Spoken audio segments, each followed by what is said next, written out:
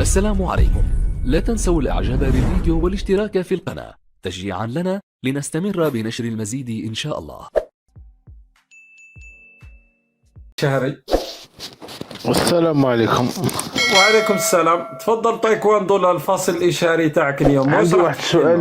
عندي واحد السؤال ليك جاوبني بكل صراحة. على لونساج. لا نبدلوا الموضوع اليوم نبدلوا. خلاص تفضل عندك الفاصل الاشاري تاعك. قول لي بك شرحني، تاكل لحم الحلوف ولا ما تاكلش؟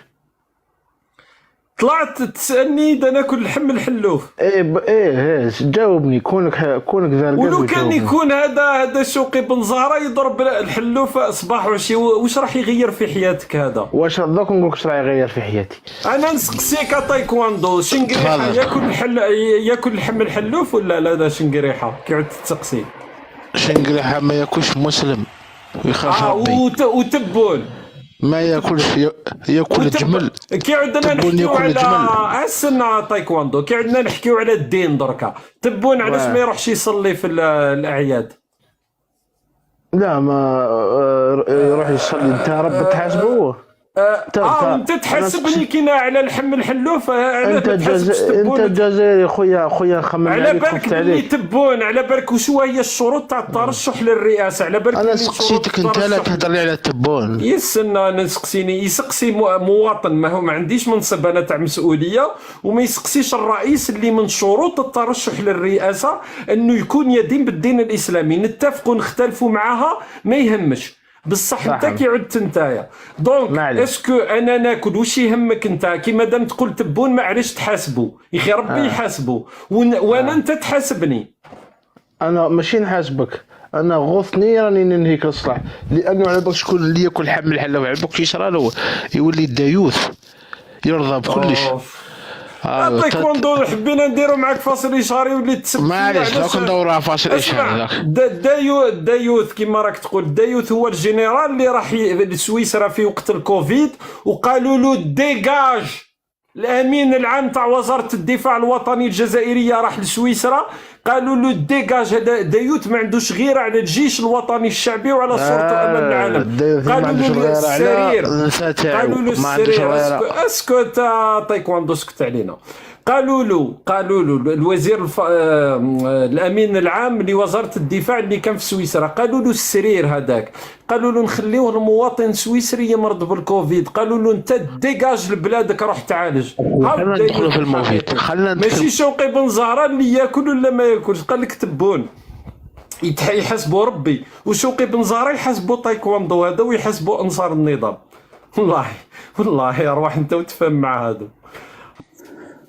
الجزائر في الأزمة مع فرنسا بليزيغ ريبريز يصراو دي انسيدون ديبلوماتيك باش نتفاهموا مع فرنسا، ماشي أول مرة، بزاف يعني التاريخ تاع خويا. الفرنسيه ليست معيار تاع انك تعلم. طرحت لك سؤال جاوبني على السؤال ولا تنزل مع احتراماتي الشديده. دوك وليت ننزل. عرفتها بلي احنا حكمك. من هو السفير نحكمك ولا على بالك اون ديغي راني مع دي كاما ولاد صغار.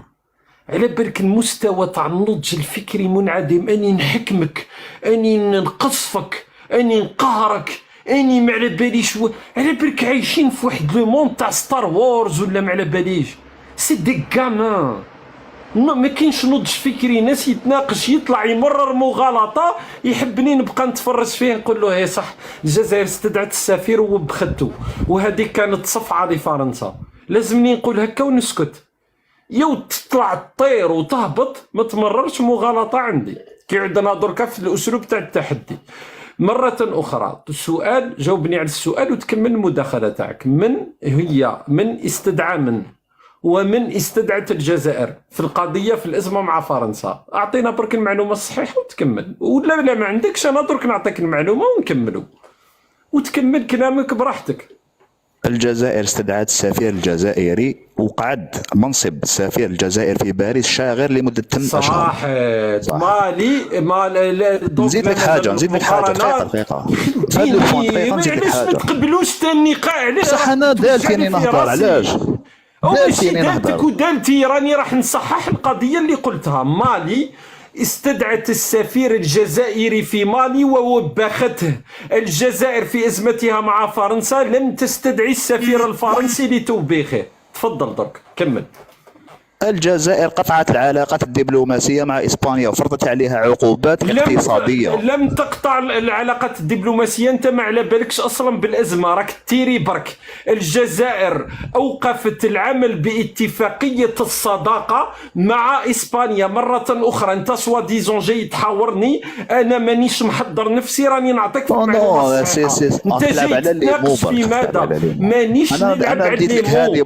قطع العلاقات. ويت انت تهضر وانا نهضر، مي سي با بوسيبل. غلط راح نصحح المعلومه للناس. الجزائر لم تقطع علاقتها الدبلوماسيه مع اسبانيا. الجزائر علقت العمل باتفاقيه الصداقه مع اسبانيا. قطع العلاقات الدبلوماسيه حدث مع المملكه المغربيه، لم يحدث مع اسبانيا. المصطلحات عندها ماناش هنا في تيري برك، ماكش في قهوة موح تقول لهم والله رانا قطعنا العلاقات مع اسبانيا، هذيك قولها في قهوة موح اللي تضل فيها. كمل خويا. وكل ما دير مغالطة العلاقات مع اسبانيا لا ماشي. انا نحب علاش حبيت لك هذه باش تشوف باللي انا جتي دوني دو زيكزامبل هذوما تاع فرنسا واسبانيا باش تفهم باللي وأكدت لك بواحد زايد واحد بانك تيري برك ما تبقاش تعاود تاكد عليهم دركا. وانت ثاني كاك تيري برك تقول بدت لها صفعه مالي تبدل صفعه الجزائر، راك تيري برك ثاني هذيك النظام المالي الغير الشرعي راك حاسبوا انت حاجه. نظام مالي اصلا دوك نتناقش مع واحد النظام المالي حاسبو حال تيرا دو فوا. اخر مره موف اون. كمل لنا درك النقطه تاعك. قلت بانه فرنسا احنا استدعينا السفير الفرنسي، غلط. قلت باننا قطعنا العلاقات مع اسبانيا، غلط. دركا هذه تاع روح ديرها في قهوه موح. دركا كمل لي بالمعطيات اللي حاب انت تعطيها باش تاكد باننا قوه في المنطقه برك. ما تبقاش درك تيري. تفضل خويا على السريع، عندك دقيقه. معليش على السريع. الجزائر قوه في المنطقه بالارقام قوه في المنطقه، اقوى جيش في المنطقه، اقوى اقتصاد في المنطقه، اقوى اون تيرم دو بوبولاسيون حنا اقوى خويا. استراتيجي. زيمبابوي اقوى دوله في افريقيا خويا. تفضل. اوكي راك تيري برك. اعطيني درك المعطيات. اعطيني المعطيات. انا نقول لك في قضيه شوف في قضيه زيمبابوي راني نتيري برك. قلت زيمبابوي اقوى دوله في المنطقه. كيما انت كي تقول الجزائر اقوى دوله في المنطقه راك تيري برك. اللهم هاني قلت لك بصح اقتصاديا كيفاش اقتصاديا؟ ما هي المؤشرات الاقتصاديه؟ ترتيب الجيوش ليس معيارا لقوه الجيش. كيفاش؟ وشنو هو المعيار مال عندك؟ وش هو ترتيب الجيوش الذي تستند اليه انت في المعايير تاعك؟ الجيش الجزائري حسب اخر ترتيب. ترتيبات متعدده. ما اي ترتيب تقصد؟ التسليح. الترتيب اني نشوف التسليح، الجاهزيه. لا ما هو الترتيب؟ اعطيني المؤشر. جلوبال فاير وور، هذا الترتيب الامريكي. السيت ماشي جلوبال فاير وور، جلوبال فاير باور. جلوبال فاير باور. هذاك الترتيب وهذاك الترتيب راح تقول لي انت ما تديرش به، ما تستعملوش. ماشي جلوبال فاير وور، جلوبال فاير باور. وي. وفاير باور اندكس اللي فيه المؤشر تاع قوه الجيوش. هذاك ما تستعملوش انت. هل هو انت معيار بالنسبه لك؟ طبعا وي. على اي اساس؟ باسكو في هذاك الترتيب هذاك لوجيكمون كي تشوف الترتيب تاعو تشوف لي زيتازوني نيميرو 1 كذا. هذا هو المعيار.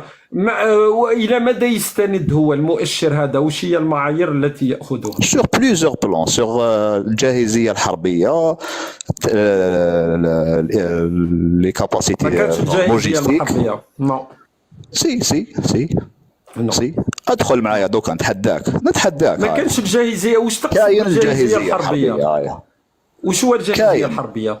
كاين وش عطيه انت هذه؟ دوكا تقول لي وشنو وش هي؟ ما لا تقول لي واش المكان وش هي أنت وش قلت لي هي الجاهزيه سي الحربيه كوا سي كوا شو هو الجاهزية؟ معناتها لارمي لا بلو بريباري.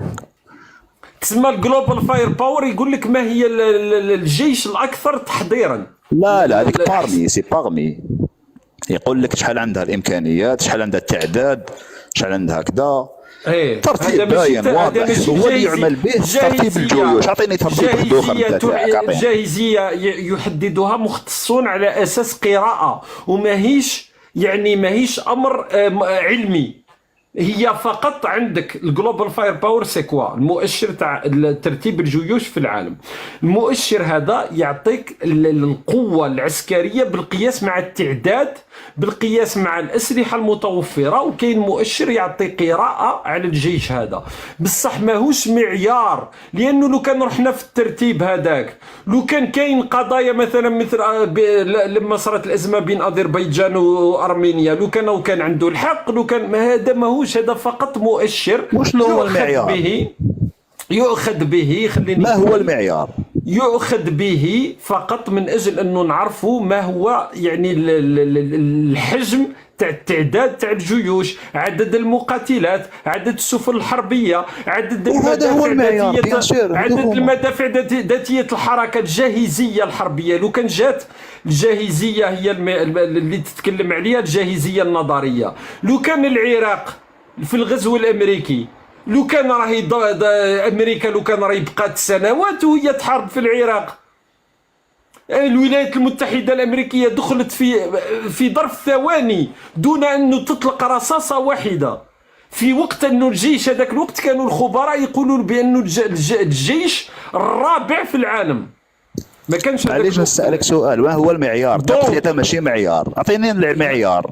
ما كانش لا قوة الجيوش، ما كانش معيار.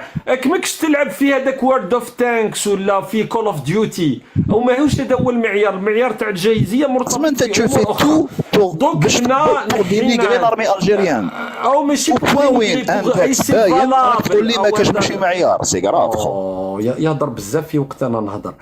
أو ماشي بوغ دينيغري، هذا المعيار ولا ينطبق على الجيش الإسرائيلي، لا ينطبق على الجيش الأوكراني في مواجهته مع روسيا، لا ينطبق على حتى جيش. هذا فقط يعطيك رؤية هكا على التعداد تاع الجيوش، لكن في أرض الواقع الأمر مختلف. عندك المنطقة اللي راك متواجد فيها، عندك نوعية الحروب التي تخوضها. لو كان جا هذا المعيار صحيح، لو كان إسرائيل راهي قضت على حماس في ظرف أيام، بصح علاش ما قدرتش تقضي على حماس؟ لانه ماكش في حرب بين جيشين نظاميين، راك في حرب تاع عصابات وحرب تاع انفاق. دونك المعيار لا ياخذ بعين الاعتبار الحرب ضد حماس مثلا. فهمت دركا؟ فهمت المنطق؟ ان شاء الله تكون فهمت. تفضل. انا ما دابور انت قلت لي اعطيني علاش الجيش الجزائري اقوى، قلت لك هو مصنف اقوى. دوك الا انت عندك تصنيف واحد اخر ولا معيار واحد اخر قوله لنا. من ناحيه الاقتصاد احنا اقوى اقتصاد في المنطقه. عطيتك المثال تاع حماس واسرائيل، قلت لك باللي النوعيه المقياس على الجيوش لا يقاس. انت تهضر لي فان ديتاي، واش دخلنا فان ديتاي؟ روح خلينا درك من الجيوش، راك تيريت برك، راك المؤشر ما كنتش تعرف الاسم وقلت له فاير وور. دونك خلينا كمل. تسمى كي يغلط في المؤشر تسمى راني غلط. كي تغلط في الاسم انا بلا ما نحضر. انت راك جيت محضر، انت راك جيت محضر. هذا السيدة قهوة موح هو جاي محضر. اذا انت محضر نفسك باش تناقشني وانا دون ان احضر راني نقول لك جلوبال فاير باور كيفاش جبتها من السماوات. دونك سي ان سوجي كو جو ميتريز. انت جاي تتناقش في مواضيع انت غير متحكم فيها. تيريت مرتين، قلت باللي فرنسا الجزائر استدعت السفير الفرنسي، غلط. قلت بانه الجزائر